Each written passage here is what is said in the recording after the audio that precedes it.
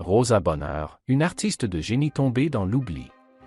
Ce 16 mars marque le bicentenaire de la naissance Rosa Bonheur.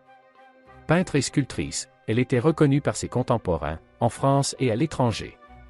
Mais 2 siècles plus tard, peu connaissent l'histoire de la brillante artiste, à la vie indépendante des hommes, si rare au XIXe siècle. Une gageure de résumer Rosa Bonheur en quelques mots. À la fois, grande artiste et grande personnalité, sa vie de femme et de peintre sont indissociables, estime Sandra Burati Hassan, directrice adjointe du Musée des Beaux-Arts de Bordeaux et co-commissaire de l'exposition Rosa Bonheur, 1822 à 1899, qui débute le 18 mai prochain à Bordeaux. Rosa Bonheur est née le 16 mars 1822, à Bordeaux, avant de rejoindre Paris avec sa famille. Ce jour marque donc le bicentenaire de l'artiste, tombée dans l'oubli après sa mort en 1899.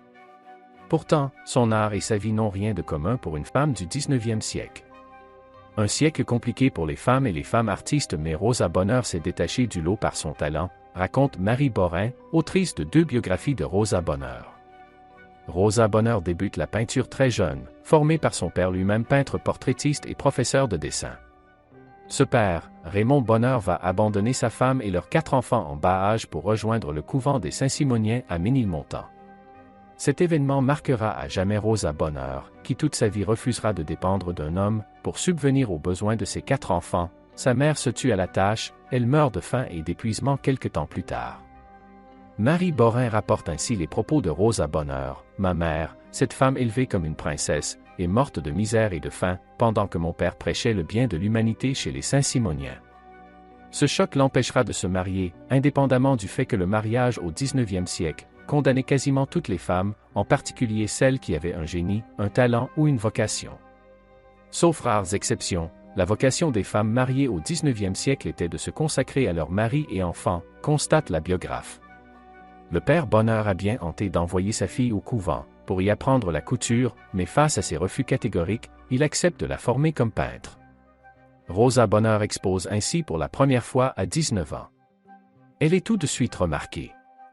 Marie Borin raconte, elle était tellement douée qu'on la comparait à un homme.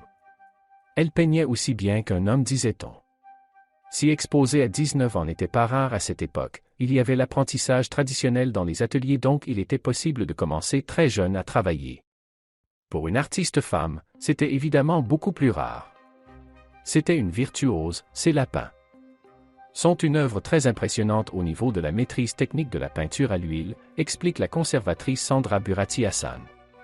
En 1849, Rosa Bonheur reçoit une commande de l'État pour un tableau.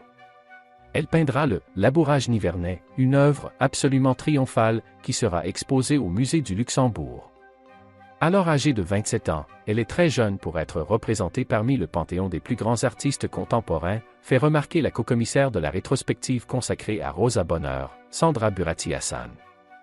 Le travail de Rosa Bonheur se concentre sur les animaux auxquels elle voue un véritable amour depuis son enfance.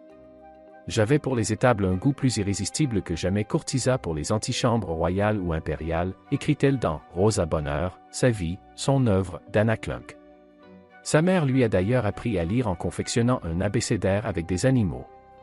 Au château de Baye, où elle passe un demi-siècle, elle avait installé une ménagerie composée de dizaines d'espèces, des vaches, des chevaux, en passant par des fauves. Sandra Burati Hassan aimait également cette hypothèse. Elle a peut-être aussi considéré qu'il y avait une place à prendre dans le genre animalier. Avec une immense ambition, elle a voulu en faire l'équivalent de la peinture d'histoire, donner un grand format à des sujets qu'on regarde trop souvent de façon passive autour de soi. Elle a voulu donner sa noblesse au quotidien, au prosaïque, à ceux que l'on ne regarde pas et qui pourtant sont nos compagnons de tous les jours. Pour reproduire au mieux ces animaux et être la plus précise possible, la peintre fréquentait des abattoirs et des marchés aux bestiaux. Ces visites la poussent à porter des pantalons, dans cet habit d'homme à l'époque. Elle est ainsi plus en sécurité et c'est évidemment bien plus pratique que la robe qui se tachait dans le sang et la boue. Vêtue par-dessus d'une blouse, cette tenue rappelle celle des Saint-Simoniens. Elle était habillée exactement de la même façon à 4 à 5 ans, affirme Marie Borin. Sa virtuosité, sa capacité à reproduire toutes les spécificités des animaux et la légende qui s'est construite autour d'elle participent à sa reconnaissance internationale. Elle a su s'imposer dans ce monde difficile et très tôt, avoir de très grandes récompenses, ajoute Sandra Burati Hassan. Rosa Bonheur s'est aussi entourée des bonnes personnes. Le marchand d'art Ernest Gambard a participé à la diffusion de ses œuvres dans le monde entier, aussi bien en Europe qu'aux États-Unis. Elle disait que si le prix de Rome avait été ouvert aux femmes, il le sera peu de temps après sa mort, en 1903, note de la rédaction, elle l'aurait eu. Marie Borin. Si elle n'a jamais obtenu le prix de Rome, en 1865, Rosa Bonheur devient la première femme artiste à recevoir la Légion d'honneur.